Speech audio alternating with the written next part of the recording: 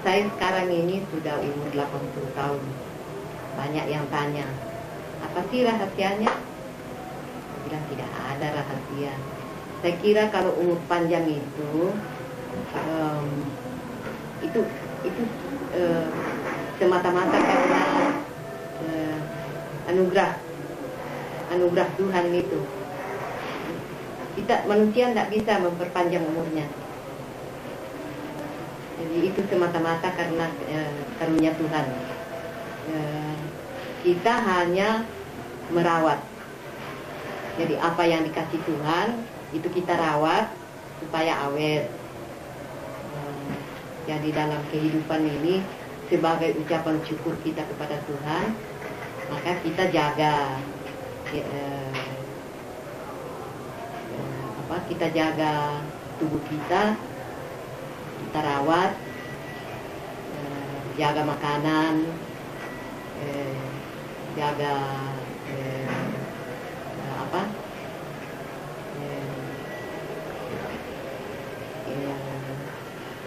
fisik kita, jaga rohani kita. Seperti umpamanya, jangan kita terlalu emosional, jangan kita terlalu obsesif. Kita santai aja hidupnya.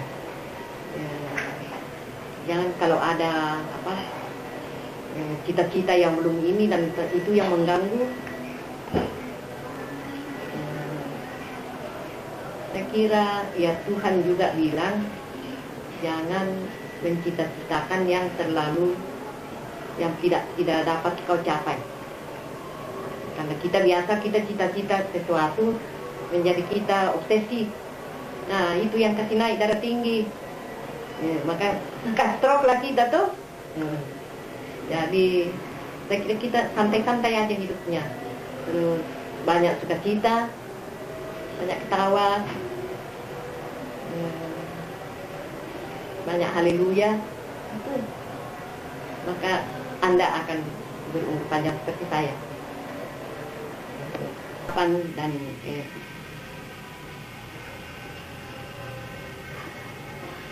Kapan dan di mana saya ketemu Opa John? Nah, itu di Jakarta saya ketemu pertama kali. Ada pertemuan mahasiswa Toraja dan pelajar-pelajar Toraja yang ada di Jakarta waktu itu.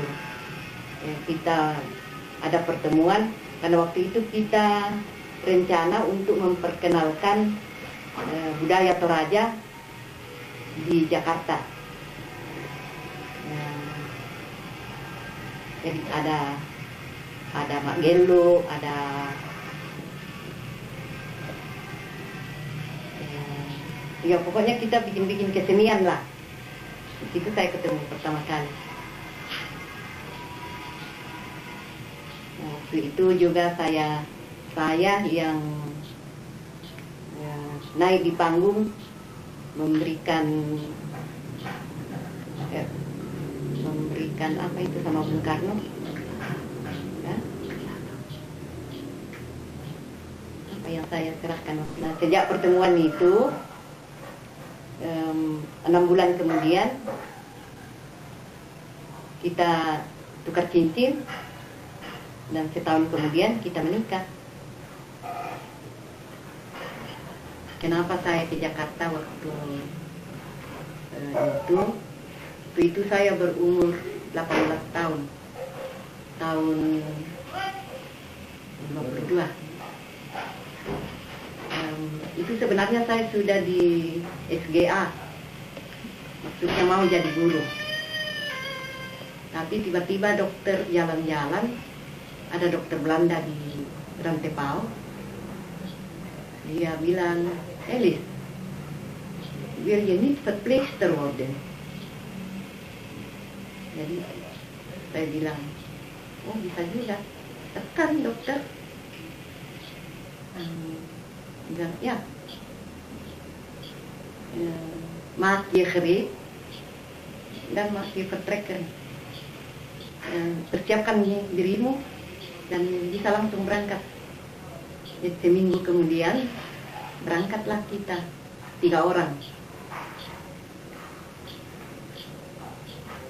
3 orang diputus dengan biaya dari Sending, kasih uang 700 satu orang.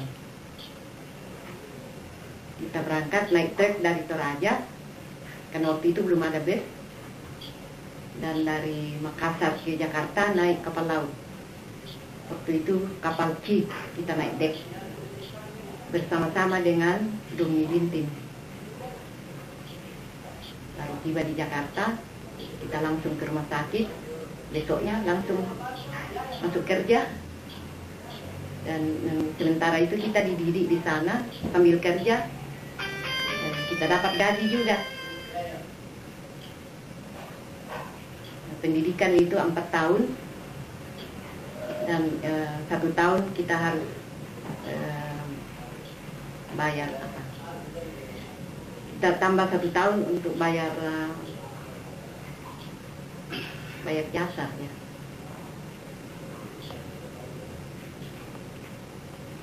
Tamatlah saya di situ. Sekolah apa? Sekolah perawat. Waktu itu sekolah perawat. Kalau sekarang nggak tahu namanya apa. Di mana? Di Rumah Sakit Cikini, Jakarta. Rumah Sakit Cikini, Jakarta waktu itu memang dia terima anak-anak Kristen dari seluruh Indonesia. Jadi yang dikirim oleh gereja. Saya dikirim gereja Toraja. Yang dari Batak dikirim gereja Batak. Yang dari Semarang dikirim gereja Semarang. Semua anggota gereja. Maunya jadi guru. Tapi tiba-tiba ada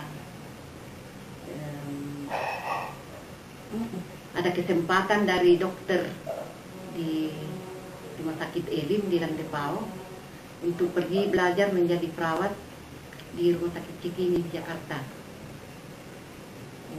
dengan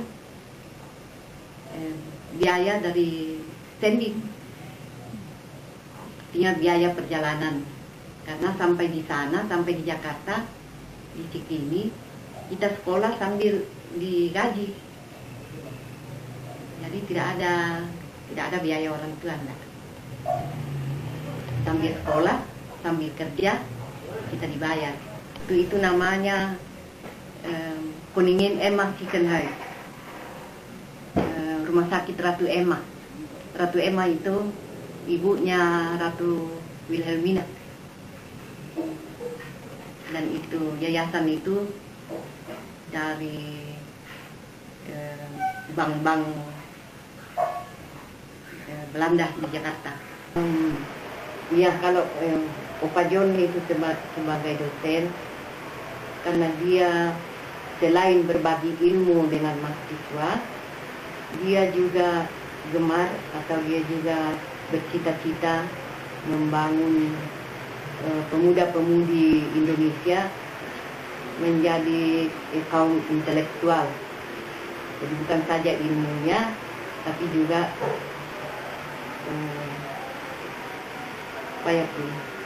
mereka menjadi kaum intelektual yang tidak punya pandangan yang sempit, tapi yang luas.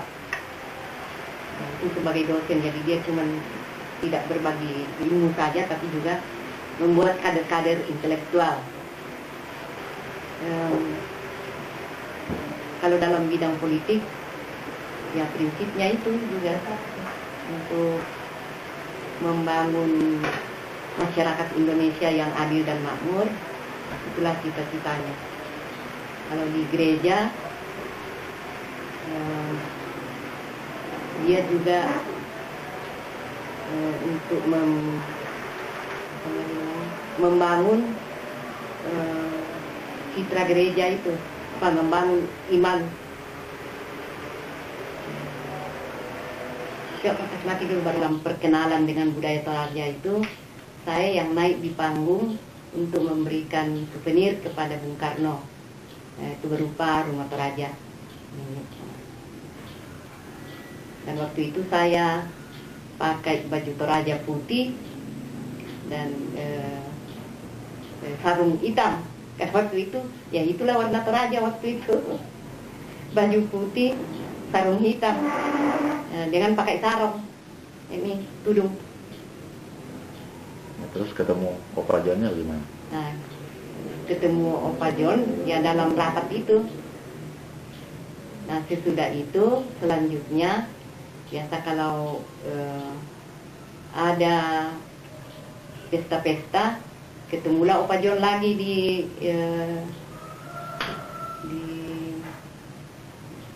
kalau kita melantai akan di ruang dansa. Opa John kan suka, dia guru dansa. Nah, waktu itu juga saya mahir berdansa. Nah, ketemulah kita. Kalau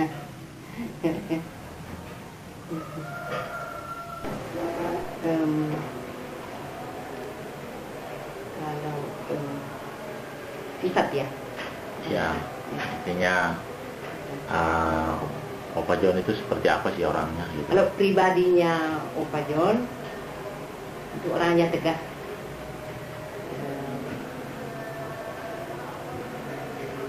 Prinsipnya tidak bisa diganggu gugat. Jadi makanya kalau di ruang kuliah biasa dibilang mahasiswa killer, ya kan memang dia tegas. Kalau di ruang rapat dia juga tegas, dan selalu memang dia ya jadi moderator. Kalau di bidang masyarakat, ya dia juga menyatakan ya memang dia berprinsip ya, dan tegas. Jadi dia nggak peduli sama pendeta apa ya, kalau berdiskusi dia tegas. Saya ingat pernah dia bilang sama seorang pendeta, kamu berjiwa kecil. Karena waktu itu mau rencana bangun sekolah teologi di Rantepang. Nah, banyak yang bilang, waduh, barangkali belum waktunya. Ya, kapan lagi waktunya kalau bukan sekarang? Waktu sampai kapan? Kamu jangan berjiwa kecil. Lah Pak Kobong. Nah, pasca meninggalnya Opa John, ya kita nggak bisa hidup dari pensiun. Jadi saya putar-putar otak, saya mau jadi pembantu di orang-orang kaya. Tapi tiba-tiba ada berkembang pariwisata di Sulawesi Selatan. Orang cari-cari ya orang yang pintar bahasa Belanda. Datanglah Ibu Tomosoa ke saya, kamu jadi gaib, begini. Wah, mau saja. Iya, ikuti pendidikan, ada pendidikan itu lagi dibuka. Jadi saya ikuti pendidikan pariwisata, itu langsung 3 bulan lamanya.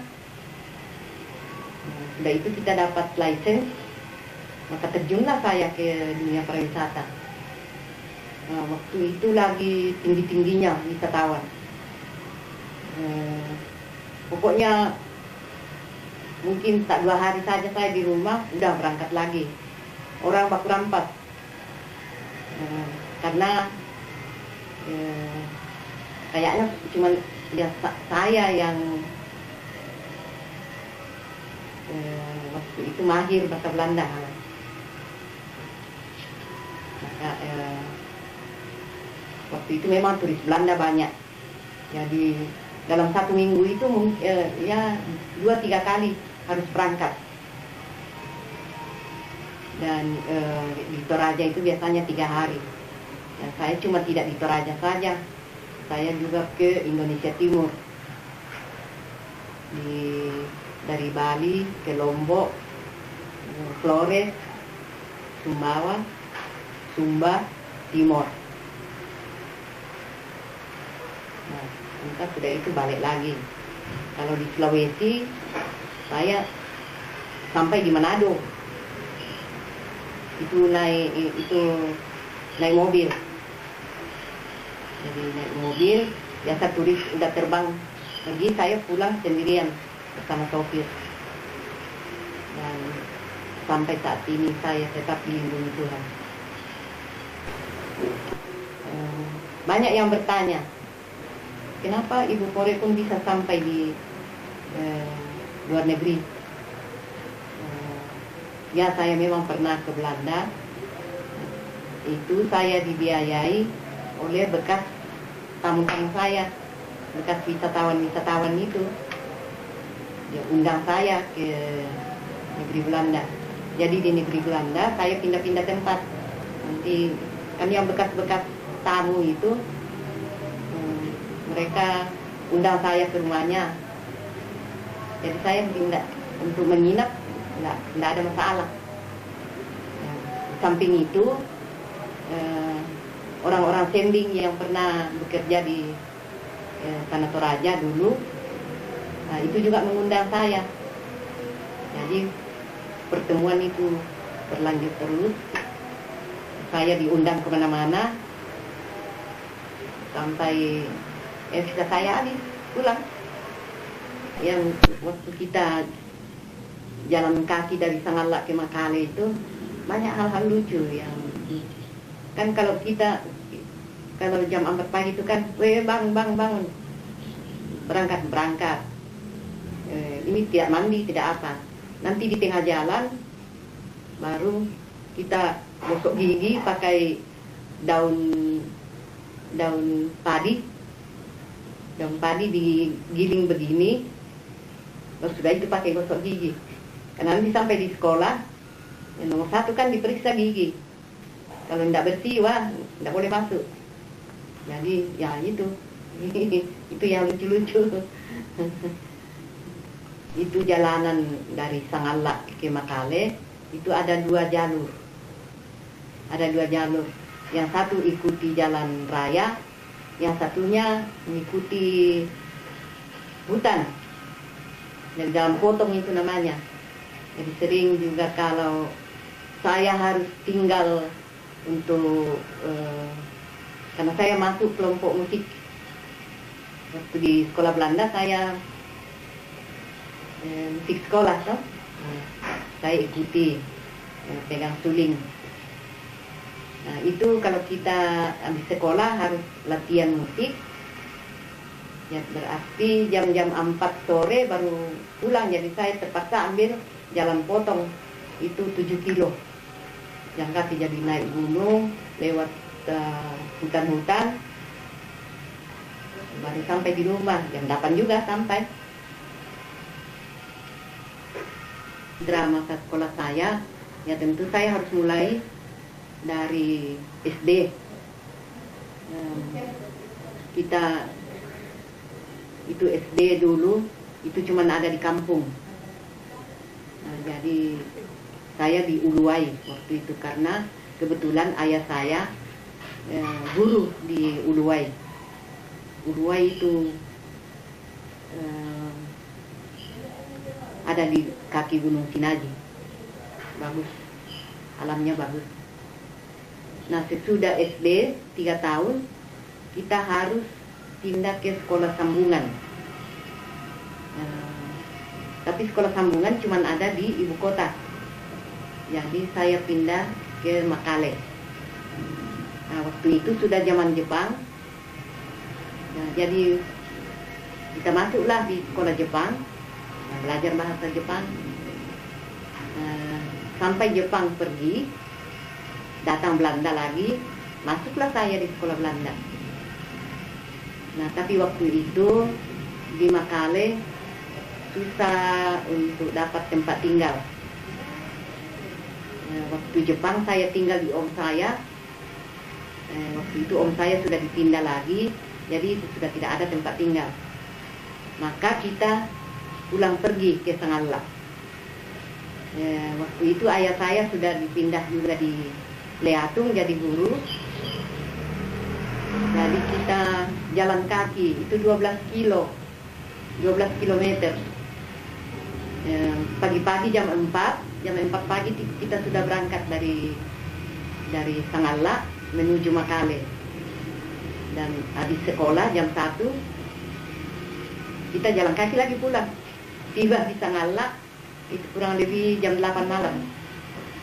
Jadi cepat-cepat makan, tidur, bikin PR dulu, baru tidur sebentar, bangun lagi. Dan begitu berapa 3 tahun kali ya. Sampai ingat. Sudah itu Belanda pergi, saya masuk SMP di Rantepao. Nah di Rantepao saya sudah masuk di asrama putri. Di sana ya hampir 4 tahun. 3 tahun SMP, sudah itu saya masuk SGA. 1 tahun di SGA saya pindah ke Jakarta karena ada kesempatan untuk mengikuti pendidikan perawat di Jakarta atas kesempatan yang diberikan oleh Sending. Saya ke Jakarta atas biaya Sending dan jadilah saya perawat.